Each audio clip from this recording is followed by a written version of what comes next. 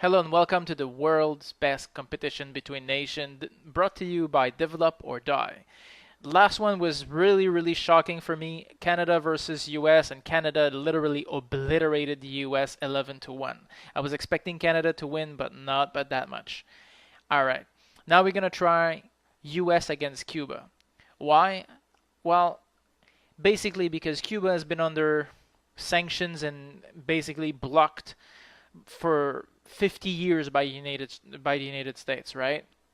So today Barack Obama just announced that, oh wow, we're gonna start relationship with Cuba again. We're gonna open the borders. We're gonna allow them to travel. We're gonna allow them to come to the U.S. and the U.S. citizen go there. And U.S. citizen, when they're gonna go to Cuba, they'll be able to use their credit cards and debit cards and so forth. So this is gonna be very cool to try and see who of the two countries will win, the mighty United States or the small little island 150 kilometers south of the States. Alright, let's go with the death penalty first.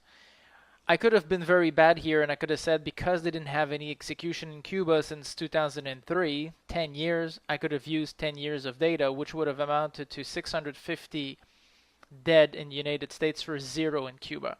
But I decided to go fair and I just took 1 year, which is 2013, for 39, which basically 39 too many, and US lose. So winner Cuba. Now, number of murder per year in the United States in 2013, 14,827. This is a lot. This is the highest number in the entire world. All right. Cuba is pretty bad as well because per capita it's a lot. 477, that's a lot. Let's see per capita, it's almost the same. Both countries are killing their citizen by the truckload. 4.7 for the US and 4.2 for Cuba, which is a lot. Nonetheless, Cuba will win this one because it has a bit less. Number of police officers killed. And I really wanted to add the number of people killed by police officer, which would have been a great number, but unfortunately I cannot get the data for Cuba at all. So we'll skip that one. 105 police officer killed in the United States in 2013 by people, and only 5 in Cuba. But that's not that representative considering per capita. But still, Cuba will win because it's less. GDP. Of course, the Americans will win flat out. It's a developed nation. It's one of the richest nation in the world, and people are making good money per capita. So it's good. But Cuba is still $18,000. It's quite decent for a small little island compared to the rest of the world. In developing nations, that is. You'll see another competition, but that's pretty good. Well, I raise my hat to the United States. They're much more per capita on their GDP than Cuba. So winner US. Universal healthcare. Well, that's going to be very easy. Cuba has it. United States doesn't. Cuba wins.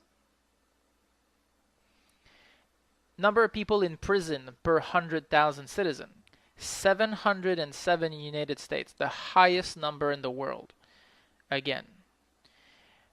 Cuba, still quite a lot. Very high number also in the world. I don't have a ranking for this, but this is a very high number with 510 per capita. So US here will lose. Cuba has less. They're not as eager to put their people in prison. Okay, this number will be very close. This is a tie, okay? Very seriously, this is the life expectancy for male and female in each country. Cuba, as far as the male are concerned, for the UN and for the CIA website, they're both the same.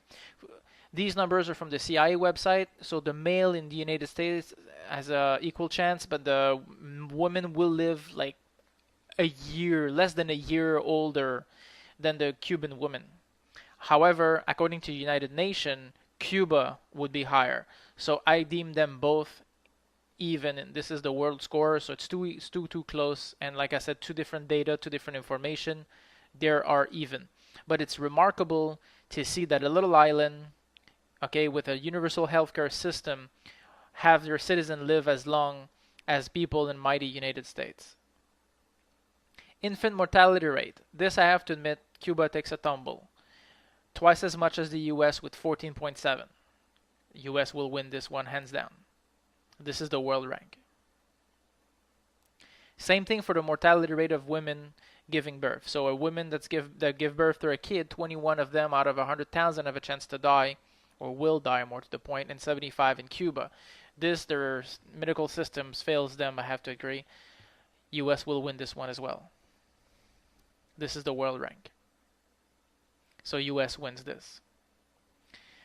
Unemployment, the United States has twice as much as unemployed people as the little island of Cuba, so Cuba will win this one with 4.3 versus 7.3. Winner Cuba.